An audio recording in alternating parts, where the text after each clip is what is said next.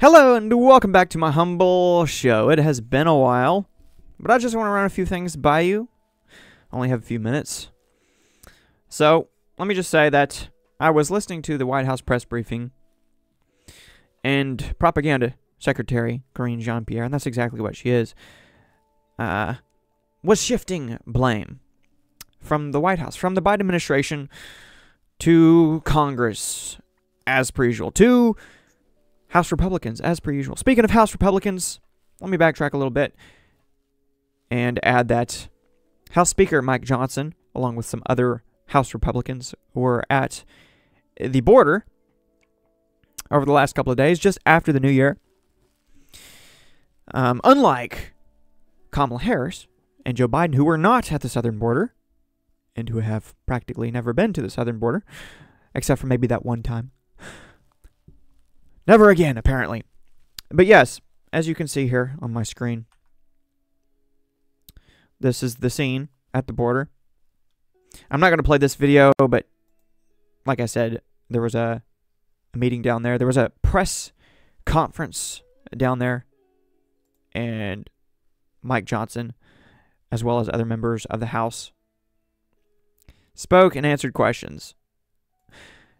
And that brings me back to, well, the questions which were being asked of Jean-pierre during her White House press briefing, or shall I say, propaganda briefing. I say propaganda because that's exactly what she indulges in. Just think about it.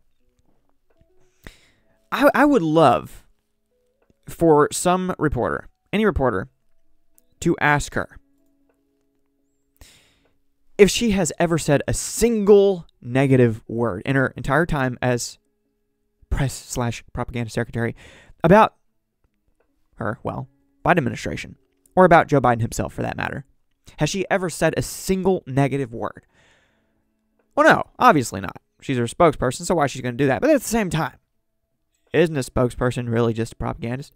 If they're so selective, so single-minded, I'd argue simple-minded, so one-dimensional as to seemingly suggest that the administration for which she works is so perfect that there is not a single negative word to ever be said. No admission of blame for anything. No accountability. Therefore, no responsibility to the truth of the matter. And that's just the truth of the matter. That, in my mind, makes her, as well as most other press secretaries, to be fair, propagandists. So, let me know in the comments below if you think I'm wrong about that. I just think that's kind of the job description at this point. And she, being the affirmative action pick that she was, according to her own admission, though she has flipped and flopped on that admission, well, she's not exactly the most qualified, and therefore she's not exactly the most capable. But she was asked a good question. Those are few and far between on some days. She was asked a good question today, as well as in the last couple of days. And I want to show you her answer. But we have a technical issue, a technical difficulty, because on the YouTube version of this press briefing, the first part of her answer is missing, as though the video has been trimmed. But I don't want to assume something so negative about the administration. So I'll assume that there was indeed some technical difficulty, a glitch of sorts. You can see for yourself, and then I'll play a version of this where it does not, quote unquote, glitch. First the question, then the glitch. Thank you, Corinne. On the southern border, in an interview with CBS News, House Speaker Johnson said on his first day in office, President Biden came in and issued executive orders that began this chaos. Did any of the administration's policies contribute to the record number of border crossings? To actually deal with an issue, right? Wait, what? What? Huh? Hold on. Hold the wagon. Hold that thought. Hold the phone. Notice that glitch, that skip, or trim, whatever it is. Maybe they'll correct this later. I'm not so sure. backtracking a little bit, she was asked a very important question, as I already emphasized. This chaos. Did any of the administration's policies contribute to the record number of border crossings?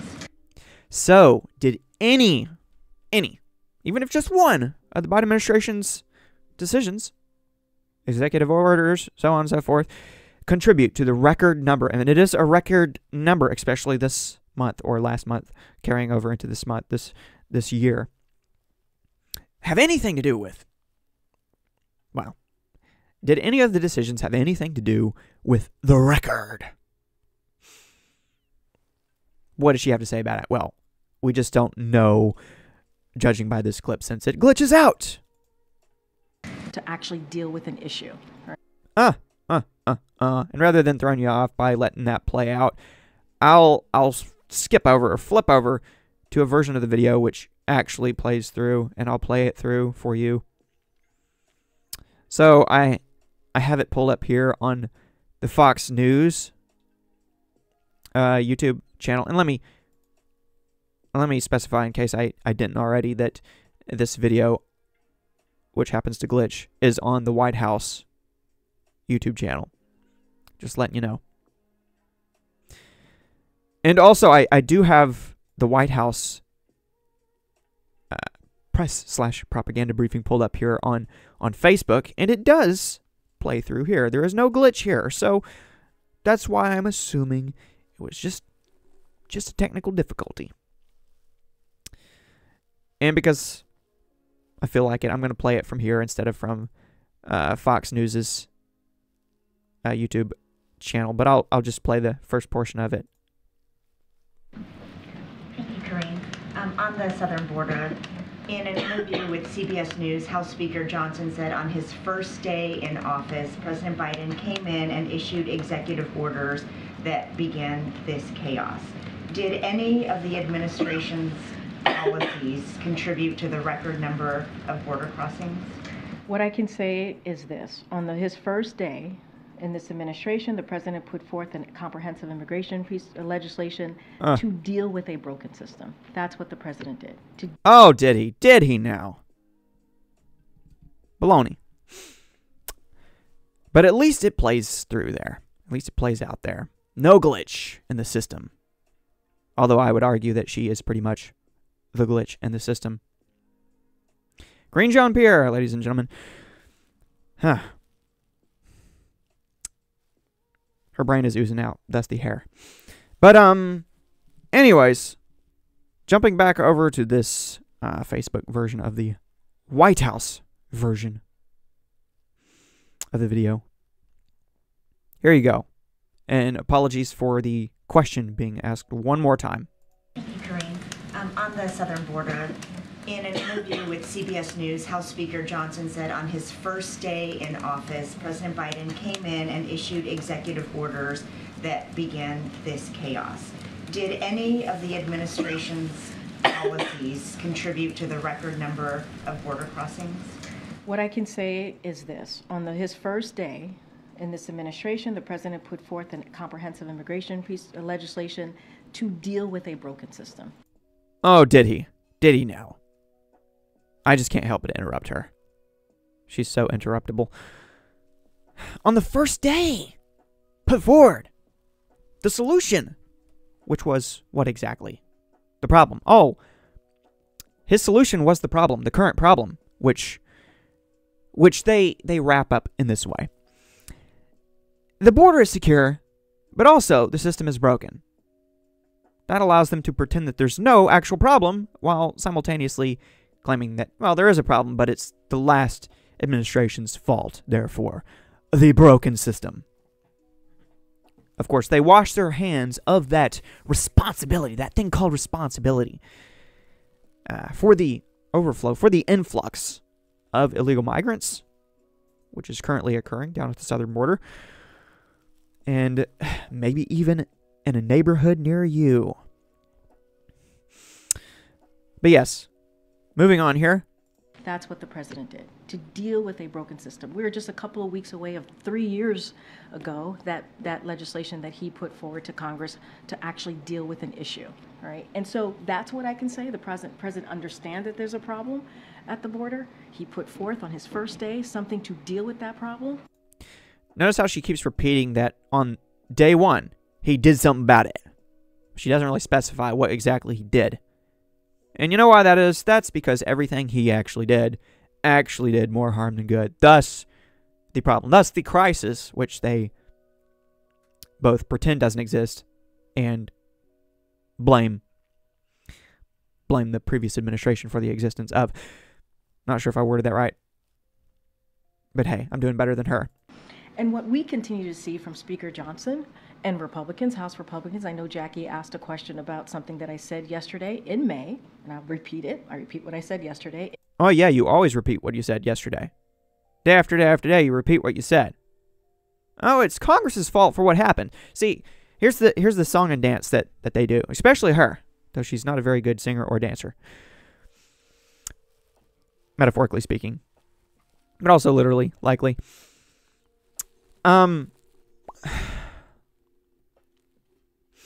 They ran on rhetoric which was very detrimental to the security of the southern border. Day one of the administration, Joe Biden's solution was to undo everything which Donald Trump had done, which was actually some sort of a solution. Remain in Mexico policy. Doing away with all this catching and releasing nonsense. Or at least the vast extent of it. And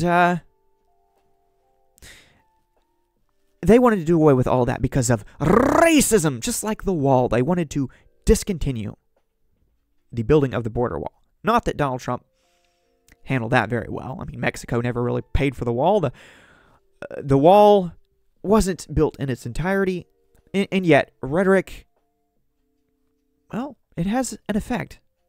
And the ripple effect of the Biden administration and their rhetoric, which they ran on, was what we see now. Exactly what we see now. Down at the border and on into the rest of the country, including liberal cities whose mayors are now complaining, despite trying to maintain their sanctuary statuses. So yeah. Biden administration. They backtracked, undid everything that was an actual solution, therefore creating the problem, and now they pretend that, well, not only that they didn't create the problem, but that they have provided the solution, which is completely delusional, since the question then is, how's that working out for you? Not very well, right? There's a reason why we're talking about this, because there is indeed a problem. And it's not enough to say, well, 3 years after we, the Biden administration, created the problem, and after shooting down Congress's efforts to do something about the problem, we have put forward our own measly solution in the form of funding for the southern border, which really just means a faster processing of illegal migrants into this country. We have put that forward as a solution. And now it is the Republicans, the House Republicans, who are blocking it. So it's their fault. It's Congress's fault. Because after all this time of us failing to do anything, keep in mind that Democrats had the majority in the White House, in the Senate, and in the House at the beginning of the Biden administration. They did nothing. Well, they claim they did, but they did nothing except for reverse executive orders with new executive orders, thus sending millions of illegal migrants throughout the country with supposed court dates which may or may not ever come to fruition. So on and so forth. All that in a bag of chips. Where was I going with that? They have an awful lot of nerve, don't they? That's what I will say. to want to pretend that somehow Congress is blocking the solution when the solution is really just a response to the complaints of, say, Democrat mayors. Because it has poured over into so many different neighborhoods throughout the country that even some Democrats are starting to complain about the border crisis, which they never would call a crisis until they claim to have the financial solution for it, the funding solution for it, and said, oh, it is a crisis, but it's the Republicans who are blocking the solution. Ah, shame. No blame on our name, though. In May, House Republicans decided to vote on a bill that would cut 2,000 Border Patrol agents at the border. That's what they did. That's what they did. And they continue to obstruct and get in the way of of the president wanting to move forward with a supplemental that includes border security. Earlier in this press briefing, which was today, John Kirby was being asked questions. He was actually asked a question about border. And because Karine Jean-Pierre continues to say over and over again, Republicans are claiming that there should be less Border Patrol agents down at the southern border, saying they're blocking Border Patrol agents from doing their job because they block certain supposed solutions from the White House, which aren't actually solutions. Well, she repeats this talking point over and over. She says, they're actually blocking Border Patrol agents from being sent to the border. So, with her emphasis on the word they in mind, a reporter asked John Kirby, can you guys actually name a Republican who is calling for less Border Patrol agents at the border? And of course, rather than giving an actual specific example or naming anyone, John Kirby said what Karine Jean-Pierre has been saying, and that's just that, well, they blocked legislation which included some Border Patrol agents or something like that. And therefore, they're opposed to Border Patrol agents being sent to the border. Okay, by Biden administration's own logic, in that case, well then, when the Biden administration hasn't been on board with the House's proposed efforts, including one that is sitting and waiting as we speak to be approved by, well, the Senate and the Biden administration, according to the fact that the Biden administration is blocking those solutions, actual solutions, well, then the Biden administration is also opposed to Border Patrol agents being sent to the border. So it's a stupid deflection and projection. It's absolutely nonsensical. Republicans have been the ones so strong on the border that they've been called racists. So it makes no sense to, year after year after year, say, Republicans are racist for trying to close the border with a border wall and all that other good stuff, you know. Bunch of racists. Roll that R. And also, if we do it our way, it's not going to cause a problem, but then it does cause a problem, and then the Democrats are just like, okay, it's finally now a problem, but only because the Republicans are at fault. Because they're not doing enough to secure the border. They're not doing enough to close the border. I thought they were racist if they tried to do that. See what I'm saying? It's just a never-ending flip of the script, and it's absolutely incompetent, and I'm sick of it. I don't know about you, but I'm sick of it. They're getting in the way of it. They are. While Senate Republicans and Democrats in a bipartisan way are trying to find a way, a bipartisan agreement to deal with border security, you have House Republicans who left. They left in the middle of December, and I think they come back next week. Maybe they'll get some work done. Okay, so now she's emphasizing how the Republicans of the House have been on vacation, which they generally are around this time of the year. But of course, they did their job beforehand. They put forward a package, which has been rejected by the Biden administration, which once again, according to the logic of the Biden administration, means that the Biden administration is opposed to the securing of the border, the closing of the border, the sending of Border Patrol agents to the border even. Not that they actually have a coherent strand of logic. Keep in mind that Joe Biden has also been on vacation. And this is only Karine Jean-Pierre's second press briefing since coming back. So the Biden administration goes on vacation. As soon as they come back, they're like, those Republicans, they're on vacation. They're not doing anything. Ah! Isn't that funny? Funny how that works. But keep in mind that certain Republicans are on vacation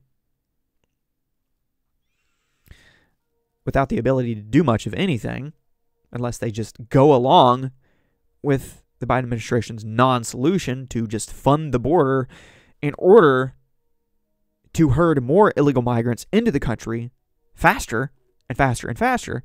Well, as you can see here, Republicans have been a bit busy at the actual border, seeing the actual problem for themselves. And because I'm running out of time, I'm going to have to wrap this up. Instead, they're playing politics. So is that a no?